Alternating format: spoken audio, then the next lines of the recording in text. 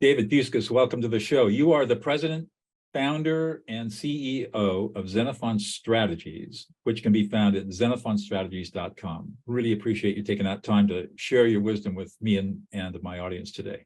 I don't know how much wisdom there's going to be, but I'm certainly delighted to be here. So you are in the business of public relations, crisis management, media management, and you're based in Washington, D.C., probably the top PR firm in Washington, D.C., from what I can tell. Tell us a little bit about your journey and how you got there. Well, so Xenophon, we just turned 24 this year, so we've been around a long time. And I had started some, when I was young in my 20s, started a couple of businesses on a scale of a 19 or a 20-year-old. And I went through working in politics, for President Bush and Tom Ridge, who's governor of Pennsylvania, and others. And in the late 90s, mid 90s, I got a job working for the Air Transport Association, which was the trade association for all the major airlines during a period that there were a lot of plane crashes. There were 6 of them, and major plane crashes in 5 years. And so I do a lot of speaking on crisis communications, and I was after a couple of these things, you notice when people are paying attention because they like take notes. And people, everybody's taking notes, and afterwards I'd get 6, 7, 8, 10 people come up to me afterwards, and it kind of dawned on me like, oh, these people think I know what I'm doing. And I'd always wanted to start a business at an adult level, and so that was the beginning of the planning to found it. And Xenophon was founded in 2000 with our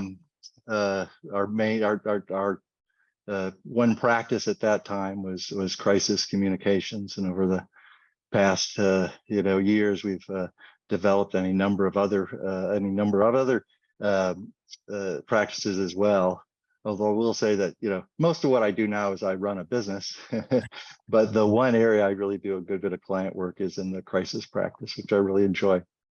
So what is it you're splitting your time between being the business leader and doing some client work? What do you enjoy most? 2 things I enjoy most. I enjoy the client work, especially crisis work can be very exciting, very fresh, new. You never know what you're going to deal with. You're really doing things that help your companies, and most of our clients are corporations that we work in on this. And you kind of come into it, and everybody's it's the first thing every time they've experienced anything, especially something that's getting major national attention, and everybody's nervous. And you basically sometimes have the CEO vomiting in one corner over here, and the general counsel's vomiting in another corner over there. And one of the first things I do when I'm talking to them is, listen, I understand this is stressful, and it's the first time anybody's been through this. This is your first crisis. I said, this is my 300th, just so you know, like, to kind of put everything on an even plane. So I enjoy that a great deal. The other thing that I enjoy a great deal is, over the years we've incubated a number of businesses within Xenophon that have been spun out or sold. Wow. And matter of fact, we're doing a tech business right now concerning AI that's we're doing that with, and going in and leading a team that's building something where there was nothing before is incredible rush. Just maybe my favorite thing in life to do. To create something from nothing and turn it into something significant I can imagine that be pretty exciting stuff. So as you look back on your career and you think about all the things that you've done, and you've done a lot, can you think of anything that's particularly unique about inside yourself that has allowed you to do what you've done? Well, I think that a couple of things is, I don't know how unique it is, but if I'm thinking through the things that have served me very, well over the course of my careers, I would put at the top of that list being a student of psychology and learning how people interact, what motivates people, how to interact with people when you're doing it, how to, all of that stuff. And I've tried to be a very diligent student of psychology throughout my adult life. Something else that's, served me very well is being a student of technology. So there's perhaps no industry that's been disrupted more by technology than public relations. 30 years ago, PR was calling up and talking to journalists, and now it's a tech-heavy industry with lots of tech tools. It's much more exciting now than it was then. I must say. Not that earned media is not important. Sometimes people call it free media, and I always tell our clients, you're not going to call it free media once you get our bill. But but being a student of technology, which has allowed us at Xenophon to grow and embrace new technologies, with this startup project we're doing now, our lead software engineer on it, who's all of 23, other day, he said to me, "Are you sure you're a baby boomer?" We were talking about user interface design and user experience design, and something I have studied and I have some basic knowledge in. And I'm like, yeah. Last year, the boomers, that was me. I know. I tell people that in 1969 at Dartmouth College, I learned how to code in beginner's all-purpose symbolic instruction code, and for 3 years I learned how to code basic programming. Oh wow, yeah. And that was on mainframes with and we had 2K of memory we could work with. Everything else was cards, punch cards, Polaroid cards, and tape, punch tape. Yeah, 2K. You remember when it was 2K? When there were Ks out there? So, an infinitesimally small amount of data goes into right. a kilobyte. Yeah, you learned how to code with parsimony, because you didn't have a lot of stuff to work with. So right. And the kids today, I mean, of course, there's more power in a cell phone than existed on the whole planet in 1965, right? I read something really interesting the other day, that in 1986, the Department of Defense commissioned a supercomputer to model nuclear explosions from the Cray computer company. Remember so that. A supercomputer, they spent $55 million on it. And there is significantly more computing power in your Xbox than there was in that supercomputer. It's just, I mean, it's Moore's law, right? I mean, yeah, absolutely. Yeah. Exponential growth. So, and you and I grew up in a time, I mean, I just wrote a LinkedIn post today talking about change and saying, black and white televisions were introduced in 1950, 1951, and 10 years later, there were color televisions, you know what I mean? And that was high technology back then. And look at where we are today. I mean, we've seen some massive technological change. Just it's been it's been just incredible. A guy named Alvin Toffler in 1976 wrote a book called Future Shock, which at the time was very famous book about the limits of humans to accept massive amounts of change in short periods of time. And of course, the massive amounts of change he was talking about were, I don't know, 1% of what's happened since then. What I wrote about today was that exactly. Why do we have this polarization that we have? Why do we have all this dysfunction in organizations and companies? And it's because we got people who are just because of who they are, they can't adapt to change quickly. And then you've got other people who are very fast adapters, and they're pretty nimble with change. And the people who are slow are intimidated by change, and so they put their feet in the ground and they want to stop the change. They want it to go back to the way it was, although it was never the way they did.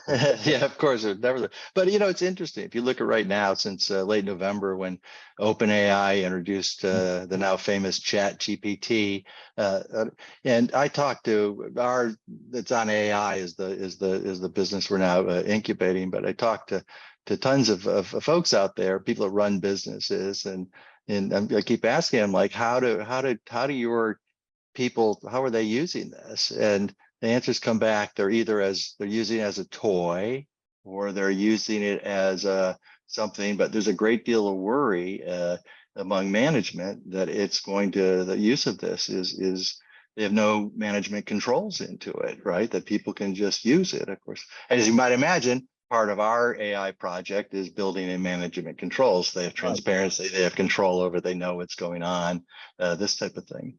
But it scares a lot of people. Well, and it should. I did tests with ChatGPT last November when it was released, and I asked it 3 questions. It got every single question wrong. And I just got off the call with a guy who's teaches, he's a professor, and he showed me some really interesting statistics. He said he gave ChatGPT, he teaches business and in finance at a small East Coast college, and he fed ChatGPT his multiple choice questions. It got its average answer on the multiple choice was 46.3% correct. And students were averaging 80%. And it's a problem in our startup, which is called Precis AI. One of the first things that we put on the development list, and I just looked at a prototype of it yesterday, is because we're going in using the developer tools to, because GPT-4 is the AI, Chat GPT is the interface that sits on top of it. We're building a different interface. Right. But one of the things that we're doing is that when it goes in and writes something, it also comes up with a separate list of cite everything you used in writing this, which of course is tremendously useful. Very useful. Well, but then you got to do the cite checking to make sure the citations are accurate citations, and citations stand for what the claim is. I mean, this is something that we learn as lawyers early on. I mean, first year law school is how to cite check a brief or a. But people think that chat is going to, or generative AI is going to replace people, but it doesn't get you all the way there. But if you can get something done that gets you whatever you're working on 50% of the way there, 60% of the way there, you can at Xenophon, we don't sell vanilla ice cream to people, right? We sell pistachio ice cream with Heath bars put in, and whole peanut butter cups and almonds, and really spent high quality stuff. And if you're just getting documents that come out of chat, what you get is you get vanilla ice cream, and that's not what we sell to people. But it gives us 50. We can mix all that stuff in if we get 50% of the way there. The other thing that ChatGPT does, it doesn't create anything new. It can only take what's already out there and to digest. So the need for human creativity is always, and of course that's what you guys do in spades. So in the near future, I think that the real role for chat here is, if it's done right and you have the right interfaces and things, it's going to be an assistant to people. At least it's going to be a writing and a research assistant that everybody will use. It'll make it more efficient, a lot of time savings. And one of my employees said, "Is it going to replace us?" I said, "No, it's not going to replace you. But people who work in our industry who are using it as an assistant are going to replace the people who aren't using it." It's that important. Exactly. Interesting. Yeah, it'll be interesting to see how things develop over the next 10 years. So let's pivot to this show is called Listening with Leaders, and I am, as a sophisticated peacemaker, listening is kind of my talk and trait, but I also know in leadership, listening can be a critical skill. In your work over the last 30 years, how important is listening to you? Well, it's one of the top, 3, 4, 5 most important, at least for me, the most important aspects of my management style and my management skills. And it was also something, quite frankly, that was difficult for me to learn. When I started out, listen, I'm like a lot of people run businesses. I'm a type A personality. I'm gonna, there's the hill, let's take it. And so it was difficult for me to develop my listening skills, and it took a lot of, conscious effort. I worked for a congressman early on, and one time I thought very highly of my oldest son, is named after William Klinger from Pennsylvania. That's what I think of the guy. He pulled me a time one side. He said, "David, you know what you need to do? You need to disengage your mouth a bit. You need to think. You need to listen to what other people are saying, because what you're going to get out of the meeting or the action is going to be that much richer." And that was kind of the start for me of developing my listening skills. How do you go about developing your skills? Like anything else, by practice. And for me, there was also a good bit of the study of psychology that went into it as well. I try to give, when I'm listening, give people good, nonverbal cues that I'm actually paying attention to them. I look people in the eye when I'm talking to them. and it's shutting up. And the biggest hurdle to this, right, to good listening skills, is to get over the natural human reaction of when you're talking, while you're talking, I'm formulating my response. Right. Right. And that is tough. That is tough. Number one, that's the number one problem. Yeah, absolutely. And so you've got to get through that, right? When you do that, once you finally hear what people are saying on it, and then's the time to formulate the Right. the response. And like it was tough for me to learn all those years ago, but today it's like breathing. Right. It's normal. And I would imagine you're a pretty smart guy, that a lot of times you're listening to people, and if you don't have the training, you haven't trained yourself, all of a sudden you're, come on, get to the point. I'm bored out of my gourd, right? And Yeah, sure. and that, you know, that creates a problem for listening, because if you get bored, your mind wanders off, and you can't focus on that. It does, but people shouldn't mistake listening with being passive, because it's not. You know, Yeah. listening simply means that you're fully engaged in the conversation or the meeting, and you're better able to get through it and come out with an outcome you want, or to learn more, or any of these things. So it's not necessarily being passive about it. And it also doesn't mean letting people just sit there. You know, you get folks, listen, I work in public relations. You want an entire profession of people who talk? You and lawyers. Our lawyers, it's the same thing. So you've got to also learn how to deftly both steer a conversation, but also to end it and go on. I mean, we've all been in endless meetings that have no structure to them. Everybody's talking, it goes on, you're on this tangent going over here, that tangent going over there, and you end up accomplishing little. So you've got to be good at steering things, refocusing people, and ending certain things. Right now, I'm the president of the Public Relations Global Network, which is a business network of 54 agencies all around the globe. And you know, firms belong, but CEOs are who you interact with. And so, like on our executive committee, our board of directors are 14 people, which are the 14 CEOs of PR firms, right? And you know, I can just imagine. that's been a challenge. That really has been a challenge. A lot of pretty strong egos in that room. Oh yeah, and everybody loves to talk, you know. And well, they love to hear themselves talk. The other thing that I've learned over the years is that many people, there are a lot of people who have never felt deeply heard. It's amazing to me how many people feel like they've been ignored or not heard, or unappreciated or unsupported. And what I've learned is that when you can listen to somebody very deeply, it's what I call listening another person into existence.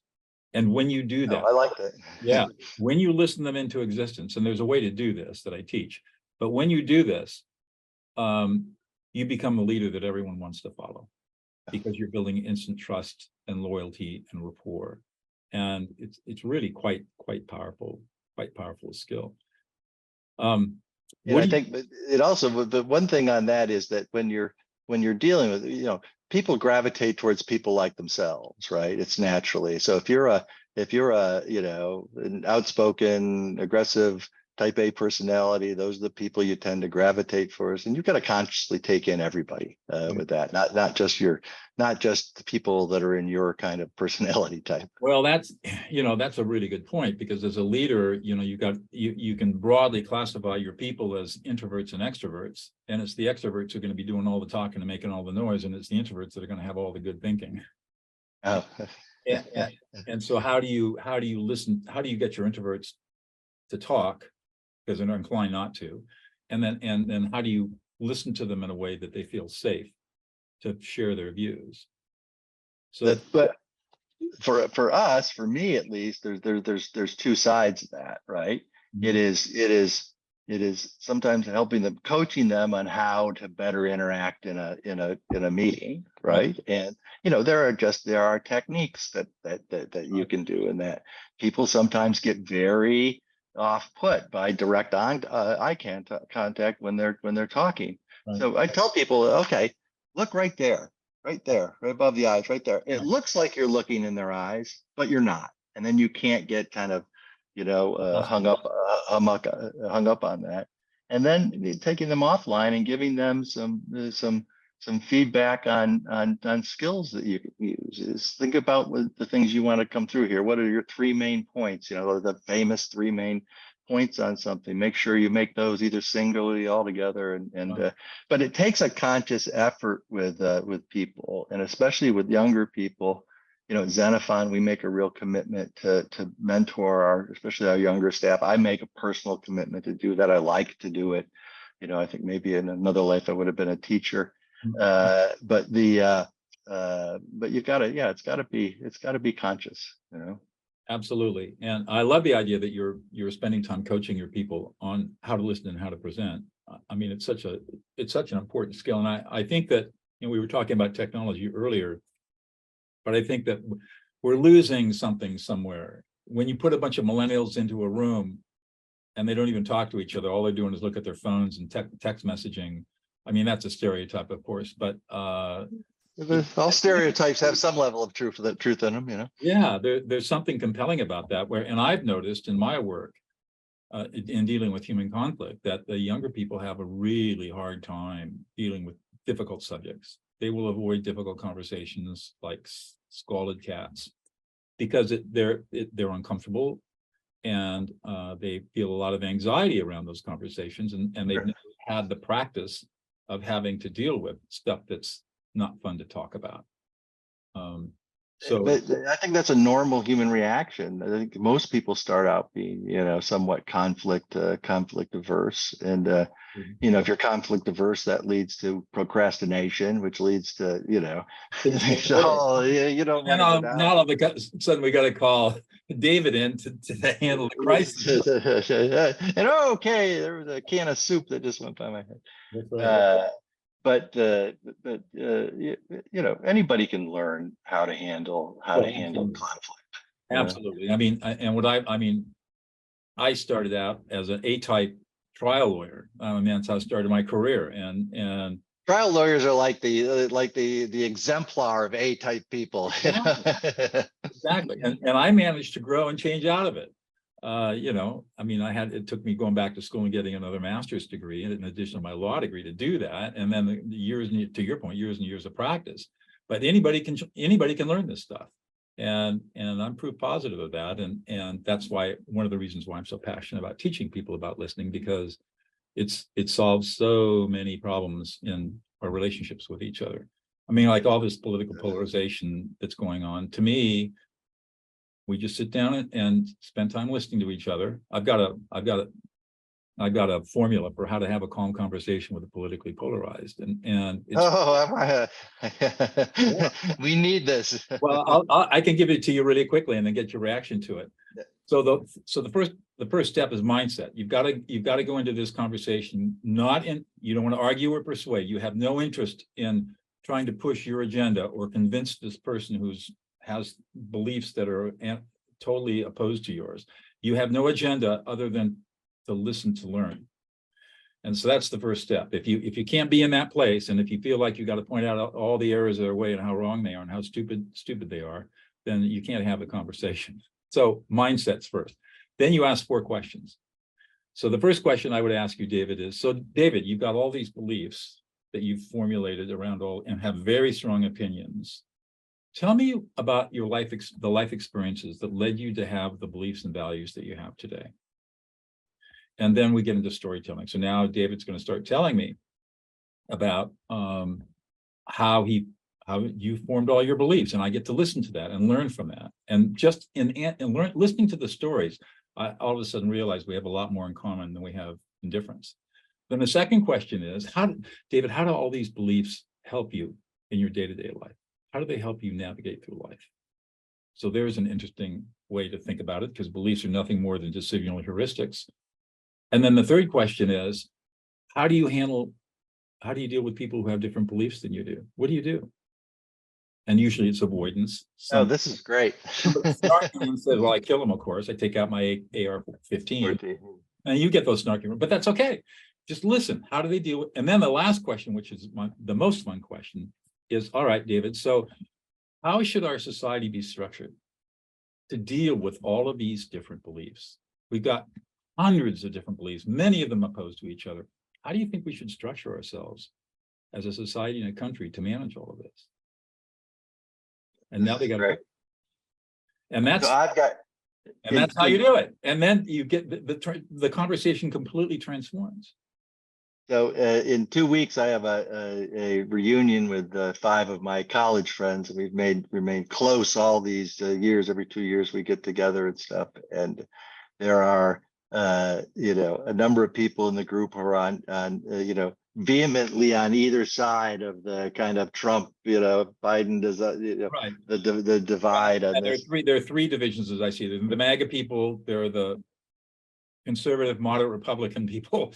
And then, of course, then on the liberal side, Democratic side, you got moderates, and you got the progressives out on the left who want to have. Well, I'm gonna use this. We Yeah. have a text stream that's been going on for as long as texting's been going on, and a couple of years ago we had to just impose a no politics rule, which, you know, sometimes holds up, sometimes doesn't. But when I go to the Dirt Weekend, Dirt's just a college name for our group, you know, doesn't matter. Go to the Dirt Weekend. I'm gonna use this. Yeah, I think you'll find it to be really fascinating to see what you learn from people.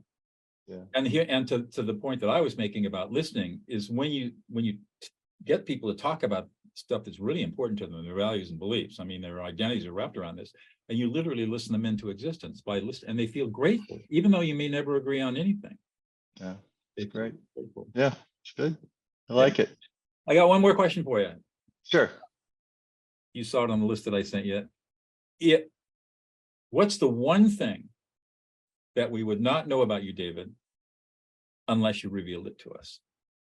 So I was in Argentina 30 years ago in Buenos Aires as a young man, and I met this guy. I don't remember his name, but I asked him, "What do you do?" And he paused for a second. His answer was, he said, "Well, to a certain extent, we all make our own mythology. And my mythology would be I'm a cultural anthropologist." And that's always stuck with me. To a certain extent, we all create what we present to the world. So if I give you the answer from my mythology, which also happens to be true, it's that I am a voracious reader. I have been reading between 40 and 50 books a year for 50 years. Okay, that's fine. That's the kind of answer you expect. But the more interesting answer is something that we would know about me that people wouldn't guess about me. I love rom-coms, romantic comedies. I love them. I love, like, one of my all-time favorite movies is Notting Hill. I must have seen it 10 times, you know.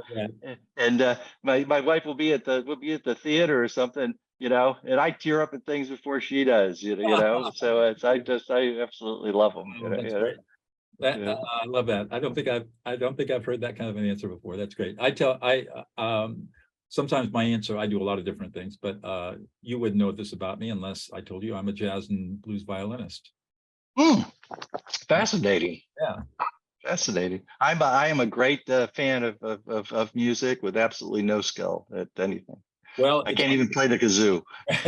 It's like anything else, like listening, right? You just got to practice, and eventually you get some level of accomplishment. Well, thank you. Our 30 minutes is up. Thank you so much, David, for being with me. This was a really fun conversation. Oh, I really enjoyed it, Doug. You take care. Thank you for having me. You're welcome. Take care now. Thanks, everybody.